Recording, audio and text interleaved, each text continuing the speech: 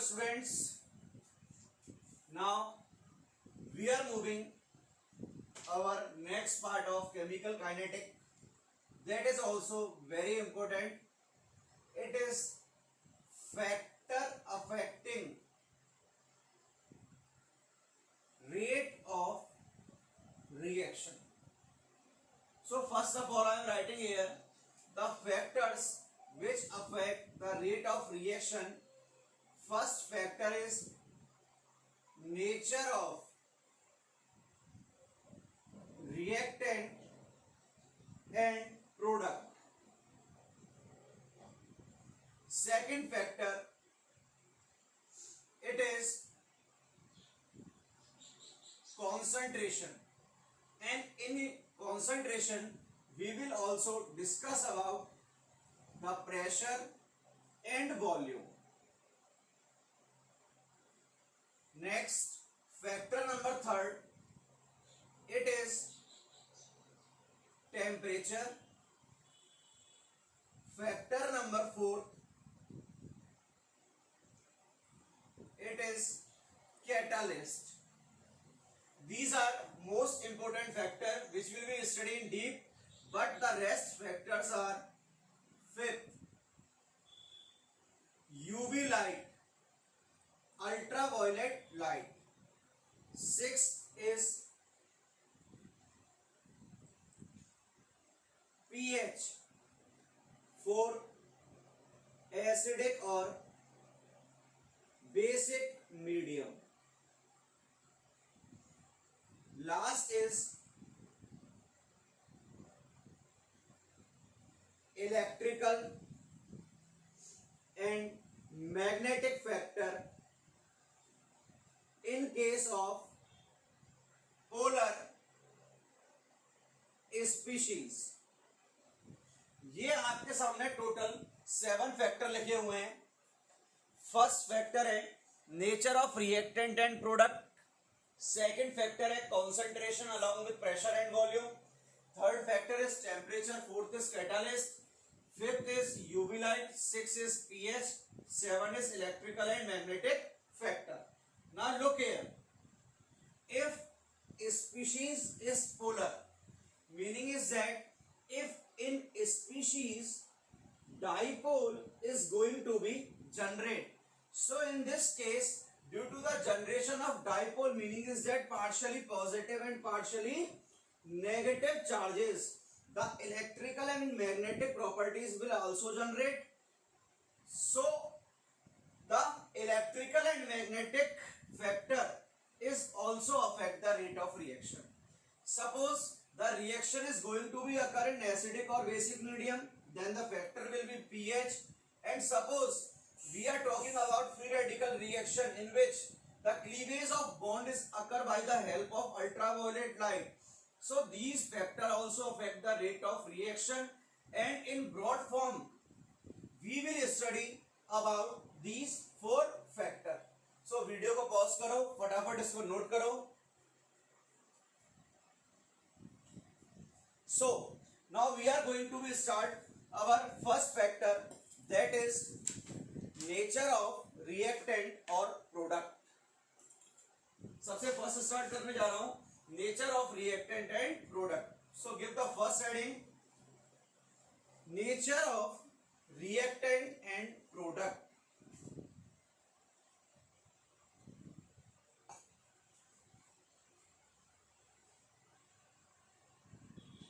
Nature of reactant and product बहुत easy है.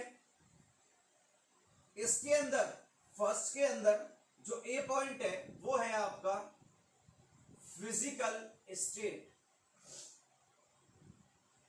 क्या है? Physical state.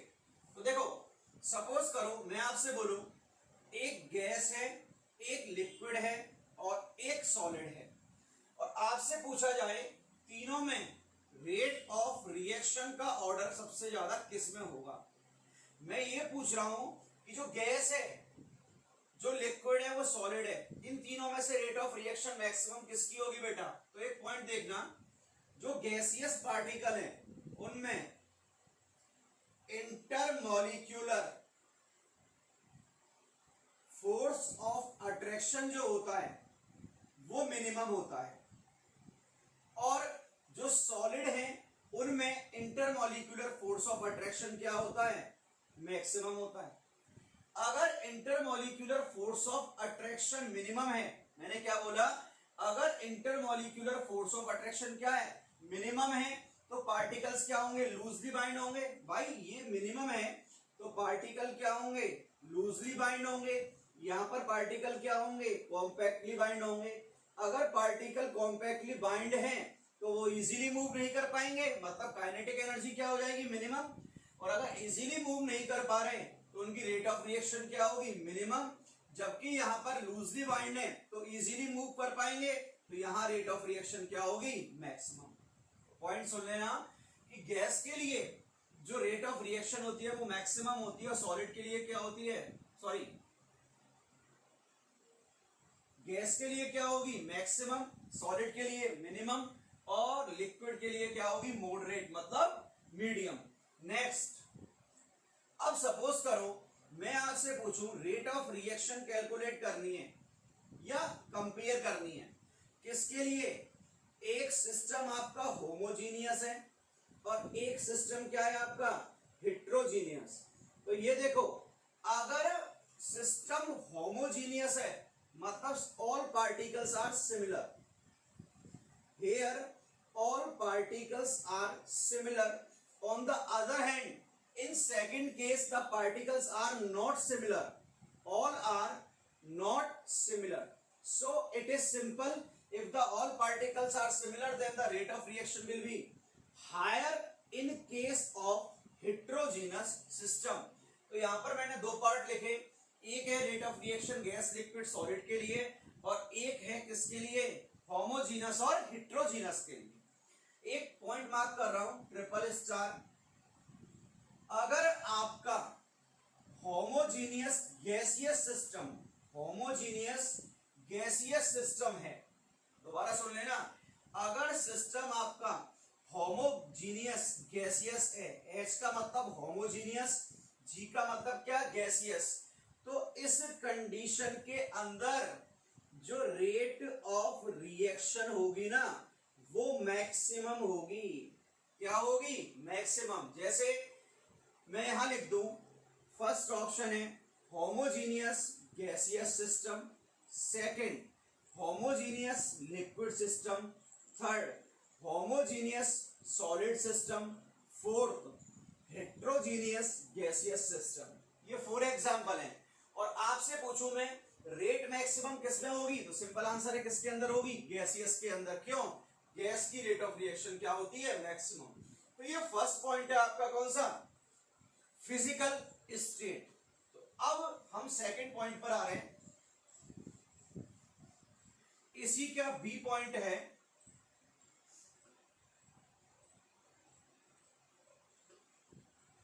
Surface area of reactant.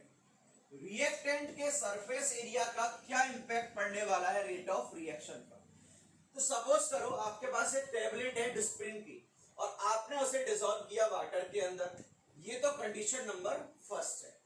Second condition में बेटा आपने क्या किया, उस डिस्प्रिन की टेबलेट को तोड़ा और उसे वाटर में डाल दिया। तो सिंपल सोचो, जब हमने टेबलेट को तोड़ा नहीं तब भी डिसॉल्व हो रही है, और जब तोड़ के छोटे छोटे टुकड़े करके डाल दिया तब भी डिसॉल्व हो रही है। तो आप सबको सिंपल बताएं, जब छोटे छोटे टुकड़े करके डालोगे तो वो वाटर में इजीली डिसॉल्व हो जाएगा, मतलब रेट ऑफ रिएक्शन क्या होगी, ज्यादा। तो इसका मतलब हमने उसे ब्रेक किया, ब्रेक डाउन का मतलब क्या है, हम सरफेस एरिया इंक्रीज कर रहे हैं। तो इधर देखना, अगर हम किसी भी स्पीशीज का ब्रेक डाउन कर रहे हैं उसका मीनिंग क्या है, उसका सरफेस एरिया इंक्रीज कर रहे हैं। क्या इंक्रीज कर रहे हैं हम, सरफेस एरिया। और अगर सरफेस एरिया इंक्रीज किया है तो जो रेट ऑफ रिएक्शन है वो क्या होगी, आपकी इंक्रीज होगी। तो यहां से सिंपल सा एक पॉइंट निकल के आया, rate of reaction will be directly proportional to the surface area. जो आपकी रिएक्शन की रेट है वो सरफेस एरिया की क्या होगी, डायरेक्टली प्रोपोर्शनल होगी। भाई सिंपल सी बात कर लो, आपके पास एक पार्टिकल 1 किलो का है, मतलब कोयले का 1 किलो का टुकड़ा है, आप उसे जला रहे हो और एक बार 1 किलो के टुकड़े के छोटे छोटे पीस करके उसे बर्न कर रहे हो। तो ये बताओ किस कंडीशन में बर्निंग की प्रोसेस फास्ट होगी, जब 1 किलो का टुकड़ा था या छोटे छोटे टुकड़े थे। छोटे छोटे टुकड़े होंगे तब वो इजीली बर्न हो जाएगा। छोटे छोटे टुकड़े करने का मतलब क्या है, ब्रेक डाउन कर रहे हैं, मतलब सरफेस एरिया क्या होगा, इंक्रीज। सरफेस एरिया ज्यादा तो रेट ऑफ रिएक्शन ज्यादा, तो rate of reaction is directly proportional to the surface area. C point जो है वो है stability of reactant and product. Stability of reactant and product, इसमें first point is for reactant.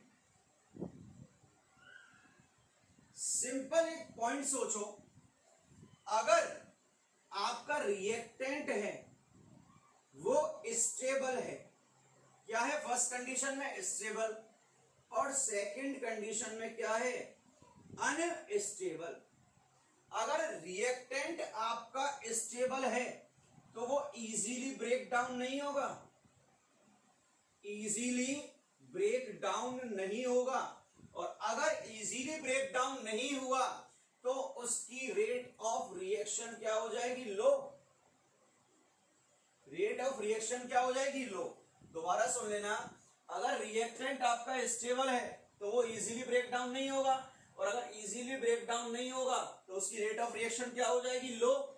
तो अगर रिएक्टेंट स्टेबल है तो रेट ऑफ रिएक्शन क्या होगी, लो, और अगर आपका रिएक्टेंट अनस्टेबल है तो वो इजीली ब्रेक डाउन हो जाएगा, और उसके लिए जो रेट ऑफ रिएक्शन होगी वो रेट ऑफ रिएक्शन क्या हो जाएगी, हाई।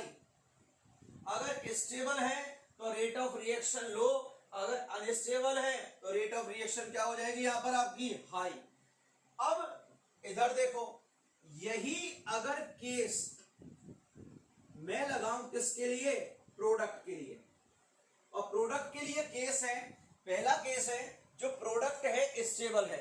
दोबारा सुन लेना, प्रोडक्ट के लिए लगा रहा हूं, और प्रोडक्ट के लिए जो केस है वो है कि जो प्रोडक्ट है वो आपका स्टेबल है। अब एक पॉइंट सोचो, अगर प्रोडक्ट आपका स्टेबल हुआ, भाई आपका प्रोडक्ट क्या हुआ, स्टेबल, और सेकंड कंडीशन में है अनस्टेबल। तो यहां देखना, आपकी एक इंडस्ट्री है, ठीक है, या फैक्ट्री है, या कोई फर्म है आपकी, उसमें आपका अनस्टेबल प्रोडक्ट बनाना पसंद करोगे क्या कभी? आप कभी ऐसा प्रोडक्ट बनाओगे जो अनस्टेबल बने? अगर अनस्टेबल बना तो मार्केट पे आपके इंडस्ट्री की वैल्यू क्या हो जाएगी, डाउन हो जाएगी। तो आप प्रोडक्ट हमेशा कौन सा बनाना पसंद करोगे, स्टेबल। तो अगर प्रोडक्ट आपका स्टेबल है उस कंडीशन में रेट ऑफ रिएक्शन हो जाएगी क्या, हाई। और अगर आपका प्रोडक्ट जो है वो अनस्टेबल है उसके लिए रेट ऑफ रिएक्शन क्या हो जाएगी, लो। तो देखो, रिएक्टेंट स्टेबल है तो रेट ऑफ रिएक्शन लो, और अगर प्रोडक्ट स्टेबल है तो रेट ऑफ रिएक्शन क्या होगी, हाई। तो यहां से एक रिलेशन निकल के आता है, rate of reaction is directly proportional to stability of product और proportional to unstability of reactant. ये आपका रिलेशन यहां से निकल के आया। अब देखो, इसको मैं कनेक्ट जो करने जा रहा हूं ऑर्गेनिक केमिस्ट्री से, तो जिस बच्चे पे ऑर्गेनिक केमिस्ट्री आती है थोड़ी बहुत, तो वो इजीली यहां से एक्सप्लेन कर देगा। जैसे मैं ये पूछूं आपसे, ये तो आपका एसिटिक एसिड हो गया और ये आपका फॉर्मिक एसिड हो गया, ये दो एसिड हैं, एक एसिटिक एसिड है और एक फॉर्मिक एसिड है, और मैं आपसे पूछूं दोनों में से रेट ऑफ रिएक्शन किसके लिए हाई होगा, तो सबसे पहले आप क्या करोगे, सर इसको आप आयोनाइज कर दो, ये कन्वर्ट हुआ माइनस प्लस H प्लस में, और HCOOH कन्वर्ट हुआ किस में, HCOO minus plus H plus, ये कन्वर्ट हो गया। अब देखना इधर CH3 ग्रुप कौन सा इफेक्ट शो करता है, प्लस आई का मतलब क्या होता है, इलेक्ट्रॉन डोनेशन, और H का प्लस आई होता है जीरो, H का आई इफेक्ट ही क्या होता है, जीरो। इस पर नेगेटिव चार्ज है और ये ग्रुप किसको इलेक्ट्रॉन डोनेट कर रहा है, पॉइंट सुनना, इस पर प्लस आई इफेक्ट है तो ये इलेक्ट्रॉन डोनेट करेगा, इस पर ऑलरेडी नेगेटिव चार्ज है और ये इलेक्ट्रॉन और गेन कर रहा है तो नेगेटिव चार्ज की वैल्यू इंक्रीज हो गई। तो यहां पर जो नेगेटिव चार्ज है मतलब इलेक्ट्रॉन डेंसिटी है वो इंक्रीज हो रही है, चाहे नेगेटिव बढ़े चाहे पॉजिटिव बढ़े, अगर कोई भी चार्ज बढ़ता है तो स्टेबिलिटी क्या होती है, डिक्रीज होती है। यहां देख लेना ये प्लस आई है, इसको इलेक्ट्रॉन डोनेट कर रहा है तो नेगेटिव चार्ज की वैल्यू बढ़ी तो स्टेबिलिटी घटी। सेकंड पॉइंट, इसका इफेक्ट ही जीरो है तो जितना चार्ज है उतना ही रहेगा, मतलब इसकी स्टेबिलिटी तो क्या होगी, कम होगी, और इसकी स्टेबिलिटी क्या होगी, ज्यादा। तो इन दोनों में से ज्यादा स्टेबल कौन सा हो गया, सेकंड वन।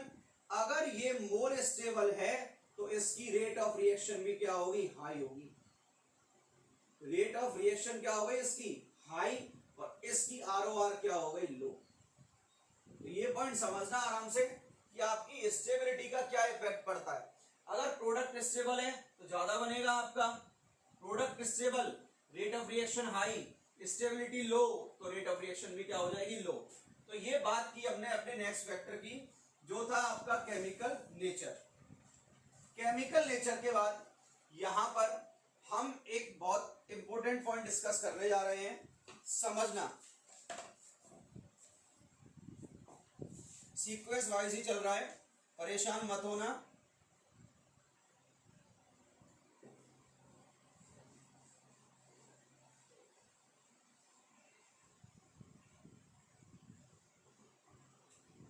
देखो फर्स्ट पॉइंट था वो आपको मैंने बता दिया, सेकंड पॉइंट था वो आपको मैंने बता दिया, थर्ड पॉइंट था वो आपको मैंने बता दिया, ठीक है। अब हम फोर्थ पॉइंट पे शिफ्ट होने जा रहे हैं, फर्स्ट का ही फोर्थ पॉइंट है जिसे मैं डी लिख रहा हूं, nature of bond, nature of bond. इसको कैसे समझेंगे, समझना। एक रिएक्टेंट X है, एक रिएक्टेंट Y है, इसके लिए बॉन्ड एनर्जी की वैल्यू है 40 किलो जूल पर मोल और इसके लिए है 60 किलो जूल पर मोल। बॉन्ड एनर्जी का मीनिंग क्या होता है, सबको पता है कि बॉन्ड को ब्रेक करने के लिए जो एनर्जी रिक्वायर्ड है उसे क्या कहेंगे हम, बॉन्ड डिसोसिएशन एनर्जी या बॉन्ड एनर्जी। तो 40 किलो जूल पर मोल है, इसका मतलब यहां पर जो बॉन्ड है ना वो बॉन्ड आपका वीक टाइप का है। बॉन्ड किस टाइप का है, वीक टाइप का, जबकि यहां पर जो बॉन्ड है वो आपका किस टाइप का है, स्ट्रॉन्ग टाइप का। फर्स्ट कंडीशन में तो जो बॉन्ड है वो आपका वीक टाइप का है, सेकंड कंडीशन में जो बॉन्ड है वो आपका किस टाइप का है, स्ट्रॉन्ग टाइप का। अब एक पॉइंट सोचो, अगर आपका बॉन्ड जो है वो वीक हो गया तो वो इजीली ब्रेक हो जाएगा। भाई बॉन्ड अगर वीक हो जाए तो वो क्या होगा, इजीली ब्रेक होगा। अगर बॉन्ड इजीली ब्रेक हो गया, बॉन्ड क्या हो गया, वीक है तो बॉन्ड क्या हुआ, इजीली ब्रेक। अगर बॉन्ड इजीली ब्रेक हो गया तो वो इजीली प्रोडक्ट में कन्वर्ट हो जाएगा, मतलब रेट ऑफ रिएक्शन क्या होगी, हाई होगी। यहां पर स्ट्रॉन्ग है तो इजीली ब्रेक नहीं होगा और रेट ऑफ रिएक्शन क्या हो जाएगी, यहां पर लो हो जाएगी। तो बॉन्ड, नेचर ऑफ बॉन्ड का मतलब है बॉन्ड एनर्जी, जिसके लिए बॉन्ड एनर्जी लो होगी उसके लिए रेट ऑफ रिएक्शन हाई होगी, और जिसके लिए हाई होगी उसके लिए रेट ऑफ रिएक्शन लो होगी। So bond energy is directly proportional to 1 upon rate of reaction. ये आप माइंड में सेट कर लेना, ये फॉर्मूला होता है। अब लास्ट पॉइंट बचा है ई। ई है नंबर ऑफ डबल बॉन्ड। इस पर मैं ज्यादा टाइम नहीं लगाने वाला, आप इजीली कर दोगे। एक रिएक्टेंट है ए डबल बॉन्ड बी और एक है सी ट्रिपल बॉन्ड बी। तो इजीली सोचो कि कौन इजीली ब्रेक होगा, डबल बॉन्ड वाला ब्रेक होगा। डबल बॉन्ड वाला इजीली ब्रेक हो गया तो रेट ऑफ रिएक्शन क्या होगी, हाई, और रेट ऑफ रिएक्शन यह क्या हो जाएगी, लो। तो rate of reaction is also inversely proportional to number of bonds. अगर नंबर ऑफ बॉन्ड्स बढ़ेंगे तो रेट ऑफ रिएक्शन घटेगी। तो यहां पर 5 पॉइंट आए आपके सामने, पांचों को दोबारा से रिकॉल करा रहा हूं, पांचों को समझना। सबसे फर्स्ट पॉइंट जो था वो था फिजिकल स्टेट, सबको एक्सप्लेन कर चुका हूं। फिजिकल स्टेट के अंदर क्या होगा, सॉलिड लिक्विड गैस वाला कॉन्सेप्ट। सेकंड भी मैं एक्सप्लेन कर चुका हूं, सेकंड क्या हो गया आपका, कॉन्सेंट्रेशन। थर्ड भी मैं आपको एक्सप्लेन कर चुका हूं, थर्ड है केमिकल नेचर, मतलब रिएक्टिविटी, सॉरी स्टेबिलिटी और अनस्टेबिलिटी। फोर्थ पॉइंट है, इसे भी मैं आपको एक्सप्लेन कर चुका हूं बेटा, कैसे। फोर्थ क्या था, nature of bond. Nature of bond में हमने क्या देखा, बॉन्ड एनर्जी। और फिफ्थ पॉइंट जो था उसे भी मैं एक्सप्लेन कर चुका हूं, नंबर ऑफ बॉन्ड्स। तो ये मैंने टर्मिनोलॉजी यहां पर आपको क्लियर कर दी। तो फर्स्ट आपका जो फैक्टर है वो कंप्लीट होता है, अब इसके अलावा कुछ नहीं बचा। फर्स्ट फैक्टर जो था वो आपका था क्या, nature of reactant and product. Now we are moving on our next part, that is concentration factor.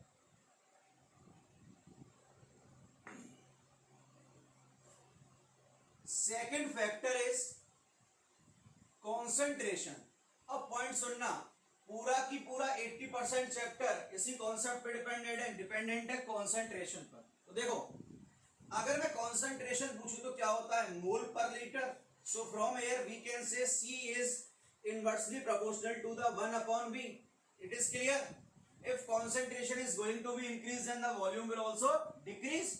Now look here, suppose if concentration is going to be double and on doubling the concentration the rate of reaction is increasing by 2 times. If volume decrease by half, अगर concentration double किया तो rate of reaction क्या हो गई, 2 time. तो अगर मैं volume को हाफ कर दूं तो कॉन्सेंट्रेशन डबल हो जाएगी भाई। वॉल्यूम हाफ किया तो इनवर्स है, इसको हाफ करने पर 2 ऊपर गया तो ये डबल हो गया। तो अगर वॉल्यूम को हाफ कर दूं तो रेट ऑफ रिएक्शन भी कितने टाइम बढ़ेगी, 2 टाइम बढ़ेगी। तो वॉल्यूम बढ़ा तो कॉन्सेंट्रेशन घटी, और कॉन्सेंट्रेशन घटी तो वॉल्यूम भी, कॉन्सेंट्रेशन घटी तो वॉल्यूम बढ़ा, भाई इनवर्स है। C बढ़ा तो V घटा, C घटा तो V बढ़ा। तो C डबल है और B हाफ है, दोनों का मीनिंग क्या हो गया, सेम। थर्ड जो फैक्टर है वो फैक्टर है आपका क्या, प्रेशर। कौन सा फैक्टर है, प्रेशर। तो देखो प्रेशर कैसे करेंगे हम use, PV is equal to nRT। सबसे पहली बात, प्रीवियस लेक्चर पे बता चुका हूं, प्रेशर आने का मीनिंग ही क्या होता है आपका, गैसियस स्टेट होता है। PV is equal to nRT, so P is equal to N by V into RT। N by V का मतलब क्या होता है, सबको पता है, concentration। So P it is equal to CRT। So from here P is directly proportional to the C। Pressure किसके directly proportional हो गया, concentration के। भाई PV is equal to nRT हो गया, P is equal to N by V, मोल पर litre क्या होता है, concentration। तो देखो concentration को डबल किया तो अब मैं ये बोलूं प्रेशर को डबल कर दे तो रेट ऑफ रिएक्शन पर क्या इंपैक्ट पड़ेगा। तो जब कॉन्सेंट्रेशन डबल करने पर रेट ऑफ रिएक्शन डबल हुई थी, तो प्रेशर को डबल किया तो कॉन्सेंट्रेशन भी तो डबल हो गई, और कॉन्सेंट्रेशन डबल हुई तो रेट ऑफ रिएक्शन भी क्या हो गई, डबल हो गई। क्या हुई, डबल। तो देखो प्रेशर इनवर्सली होता है किसके, सॉरी कंसंट्रेशन इनवर्सली किसके है, वॉल्यूम के। तो कंसंट्रेशन डायरेक्टली किसके, प्रेशर के। तो प्रेशर और वॉल्यूम भी क्या हुए, इनवर्सली रिलेटेड। तो अब एक पॉइंट सुनना कि बहुत सारे टीचर और बहुत सारी बुक्स ये बोलती हैं the rate of reaction is directly proportional to the concentration of reaction. बहुत सारी बुक्स हैं वो ये बोलती है pressure is directly proportional to the concentration of reaction. लेकिन अब हम इसको डायरेक्टली नहीं पूछे, बोलेंगे समझना। सबसे पहले तो जनरली क्या बोला जाता है, rate is directly proportional to the concentration, ये पॉइंट बोला जाता है। लेकिन जो रेट है ना वो कभी भी कॉन्सेंट्रेशन पर डायरेक्टली डिपेंड नहीं करती। पॉइंट ये है, जो रेट है ना वो कभी भी डायरेक्टली किस पे डिपेंड नहीं करती, कॉन्सेंट्रेशन पर डिपेंड नहीं करती। जो रेट है ना बेटा ये डिपेंड करती है प्रोग्रेशन ऑफ रिएक्शन पर। किस पे डिपेंड करेगी, progression of reaction, meaning is that how much reaction is going to be complete, मतलब कितनी रिएक्शन कंप्लीट होने जा रही है या कितनी रिएक्शन कंप्लीट हो चुकी है, इस चीज पर रेट डिपेंड करती है। तो यहां से हम फॉर्मूले को चेंज कर रहे हैं, rate is directly proportional to the concentration and the power of concentration is order. तो रेट कंसंट्रेशन की पावर ऑर्डर पर डिपेंड करती है, ना कि डायरेक्ट कंसंट्रेशन पर। यहां से हम प्रोपोर्शनल साइन हटा दें तो रेट इज इक्वल टू के multiplied by concentration and power is order. तो यहां पर अब हमारा जो नेक्स्ट फैक्टर आ चुका है ना बेटा, वो हमें स्टडी करना है डीप में, क्या ऑर्डर क्या होगा। तो रेट जो है वो कॉन्सेंट्रेशन की पावर ऑर्डर पर डिपेंड करता है कि रिएक्शन किस ऑर्डर से कंप्लीट हो रही है। इसको कहते हैं हम रेट लॉ एक्सप्रेशन। क्या कहते हैं इसको हम, रेट लॉ एक्सप्रेशन। सब now look here, K it is known as rate constant. K को क्या बोलेंगे हम, रेट कांस्टेंट। अब देखो के इज इक्वल टू क्या हो गया आपका, रेट कांस्टेंट, और ये क्या हो गया, rate law expression. Very important है, अब आगे के चैप्टर के लिए इसी पे डिपेंड होगा। So rate always depends on the progression of reaction and the progression of reaction is directly related to the order of reaction, मतलब रिएक्शन किस ऑर्डर से कंप्लीट हो रही है। तो अभी इस टर्म को सिर्फ भूल जाना, देखना, क्योंकि आगे आने वाले लेक्चर पर हम इसी के बारे में डिस्कस करने वाले हैं। अब मैं अगर आपसे ये पूछूं के की यूनिट क्या होगी, तो के इट इज इक्वल टू, चलो ऊपर लिख देते दोबारा से, rate it is equal to rate constant multiply by concentration power of order. So K unit of rate constant going to be calculated, so it is equal to rate upon concentration power order. Now look here, K is equal to rate. What is the unit of rate? Mole per liter per second. What is unit of concentration? It is मोल पर litre. Power order, order को indicate कर रहे हैं हम किससे, N से, कर दिया इंडिकेट। मोल पर लीटर न्यूमरेटर में गया और पहले से ही मोल पर लीटर है तो 1 माइनस एन हो गया मोल पर लीटर। मोल पर लीटर 1 माइनस एन। सेकेंड क्या हुआ, इनवर्स। अब मैं आपको ब्रह्मास्त्र देने वाला हूं, उसी का यूज करना है। K is equal to mole per mole 1 minus del litre delta N minus 1 second inverse. Mole 1 minus delta N litre delta N minus 1, और ये क्या हो गया, सेकेंड इनवर्स हो गया आपका। तो देखो फर्स्ट लिख रहा हूं, इफ डेल्टा एन का मतलब होता है order of reaction. Delta n क्या होता है, order of reaction. If order of reaction is 0, देखो ऑर्डर ऑफ रिएक्शन 0 होने का मीनिंग क्या हुआ, यहां पर अगर ये वैल्यू 0 हो गई तो किसी की भी पावर 0 क्या आता है, 1 ही तो आता है। मैंने क्या बोला, इसकी पावर 0 है, किसी की भी पावर 0 हो जाए वो 1 ही आएगा, मतलब रेट कॉन्सेंट्रेशन पर डिपेंड ही नहीं कर रही। एक रिएक्शन ऐसी भी होती है बेटा जिसमें रेट कॉन्सेंट्रेशन पर डिपेंड ही नहीं करती, और उसको कहते हैं हम जीरो ऑर्डर ऑफ रिएक्शन। अगर डेल्टा एन की वैल्यू जीरो हो गई तो के क्या आएगा निकल के आपका, मोल 1 माइनस जीरो, तो 1 लीटर, 0 माइनस 1 तो क्या हो गया, मोल लीटर इनवर्स और सेकंड इनवर्स आ गया। अब मैं अगर आपसे ये बोलूं रिएक्शन आपके फर्स्ट ऑर्डर की है, if delta n is equal to 1, delta n की वैल्यू क्या रख दो यहां पर उठा के 1, तो के क्या हो गया, मोल 1 minus 1 0, 1 minus 1 0, so K is equal to second inverse. तो हम इस चैप्टर में जीरो ऑर्डर ऑफ रिएक्शन की भी बात करने वाले हैं, फर्स्ट की भी, सेकंड की भी, थर्ड फोर्थ की बात नहीं करते हैं। तो ये बहुत इंपॉर्टेंट सेक्शन है जो स्टार्ट हो चुका है। लेक्चर पढ़े घर पर, कोई प्रॉब्लम हो तो पूछें, आगे का लेक्चर कल स्टार्ट किया जाएगा। Till then take care, bye bye.